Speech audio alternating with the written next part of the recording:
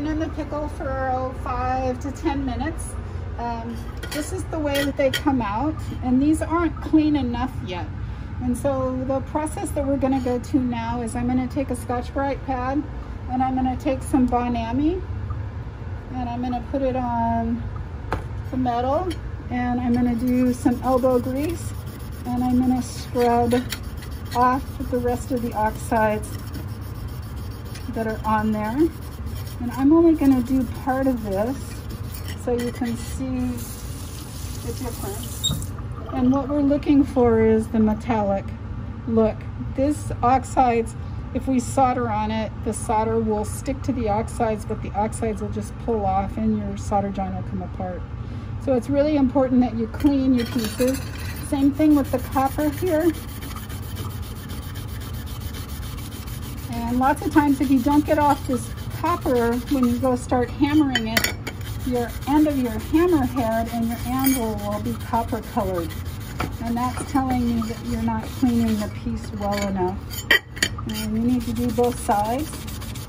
And once again, I'm only going to do half of this. And you can see that rinsing it,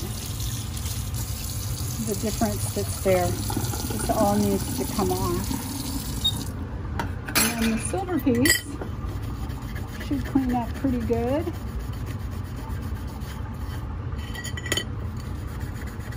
The little bit of copper that's on there is the copper, the 7.5% copper that silver has in it.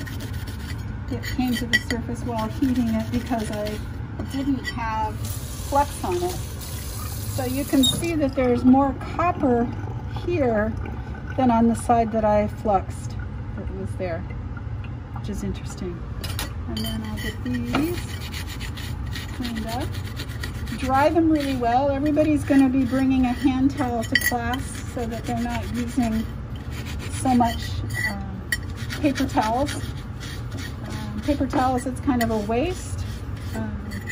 We don't need to lose any more trees on this planet than we already have. And then also I tell the story of I took a paper towel, I wiped off my pieces, I set them down on my bench, went and did some other things, and at the end of the night I came by and I slid all my paper towels into the garbage can, and I lost an employee's wedding ring that I was fixing for him. So I'm not fond of using the paper towels because that cost me a couple $100 to replace. But you can see these are now ready to be used, dried off, and used to emboss texture, shape, and form. And so I'll be next time showing you guys with these pieces how I can put pattern and texture in them with hammers and chasing tools.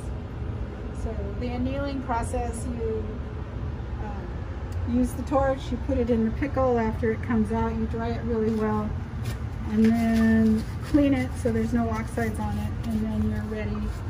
Still soft enough to bend, so I've still got workability in it, but the more I keep doing that, the stiffer it's going to get. So there we are.